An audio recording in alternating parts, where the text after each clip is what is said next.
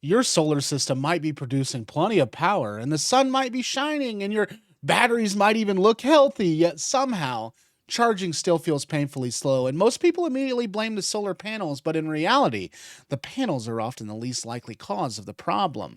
Slow charging is usually the result of a bottleneck hidden somewhere else in the system, and until you identify the bottleneck, throwing more panels at the problem may do absolutely nothing. And if your batteries never seem to recharge full charge, your charge rate drops unexpectedly during the day, or your power production looks far lower than advertised, here are the most common reasons your solar setup isn't charging as fast as it should and what you can do to fix it. The first thing to understand is that solar panel ratings are measured under perfect laboratory conditions. A 200-watt panel does not guarantee 200 watts all day long, and those ratings are based on ideal sunlight, ideal temperatures, and perfect panel angles, and no shading or whatsoever on them. And in the real world, even a high quality panel may spend most of the day producing significantly less than a rated output. And if you build your expectations around the number printed on the panel, your charging speed may actually be normal. One of the biggest solar killers is partial shade. Many people assume a small shadow from a tree branch, an antenna, a vent pipe, or roof edge is no big deal. But in reality, a tiny amount of shade can dramatically reduce the output across an entire panel and sometimes an entire string of panels.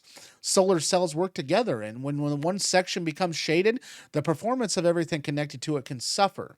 If charging suddenly slows during certain times of the day, pay attention to the shadows moving across your panels. Even a shadow that lasts only an hour can remove a significant amount of energy from your daily harvest. Another major factor is panel angle. Solar panels, they produce the most power when sunlight hits them directly. And if your panels are mounted flat when they should be tilted or tilted incorrectly for your location and season, you're leaving energy on the table. And during winter, the sun sits lower in the sky, making proper angle even more important. And many off grid users are surprised by how much faster charging becomes after simply adjusting the panel orientation or to better match seasonal sun angles. Temperatures is another factor that catches people off guard. Most people assume hotter weather means better solar performance, but solar panels actually become less efficient as they heat up. And on extremely hot days, panel temperatures can rise far above the surrounding air temperatures, reducing the output considerably. This is why a cool, sunny day often produces more energy than a scorching hot summer afternoon. Poor airflow beneath roof mounted panels can make this issue even worse. Dirt and debris are also common causes of slow charging. The dust, the pollen, the bird droppings, the leaves, and the road grime create a layer that blocks sunlight from reaching the cells. Then that effect may be gradual enough that you never notice it happening. And over weeks or months, production slowly declines until charging performance becomes noticeably weaker. Cleaning panels safely and periodically can restore lost output, especially in that dusty environment or areas with heavy pollen.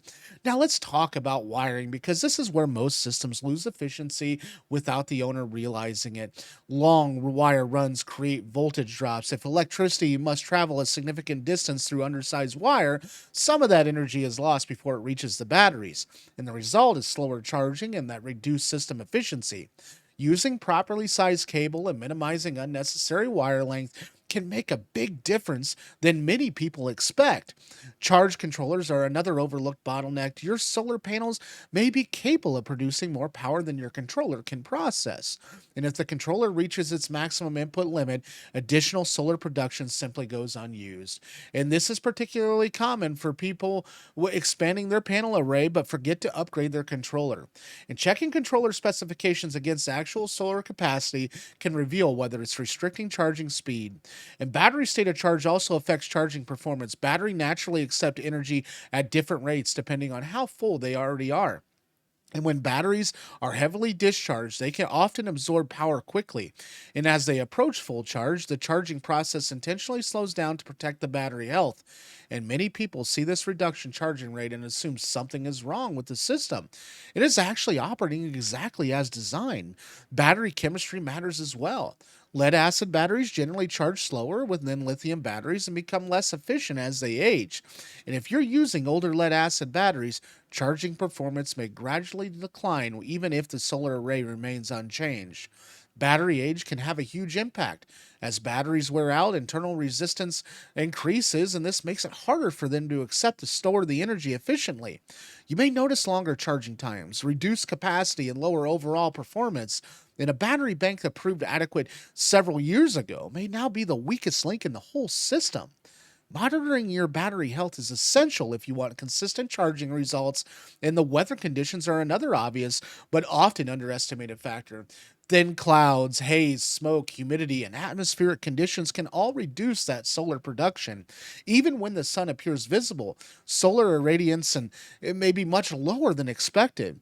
Wildlife smoke, in particular, can dramatically reduce the output across large regions, and if charging performance changes seasonally or seems inconsistent from day to day, weather may be playing a large role than you realize. And energy consumption can create the illusion of slow charging as well. If appliances, refrigerators, freezers, pumps, internet equipment, and electronics are drawing power while solar energy is coming in, some of all the solar production may be getting consumed immediately. Then the batteries may appear to charge slowly because much of the incoming energy never reaches them. Monitoring both solar input and power uses simultaneously provides a much clearer picture of what's actually happening. Another common mistake is relying inaccurate monitoring equipment. It can be risky. Some displays provide limited information or present data in ways that can be sometimes even a little misleading. And without that accurate voltage, current, wattage, and battery state of charge information, diagnosing charging problems becomes guesswork.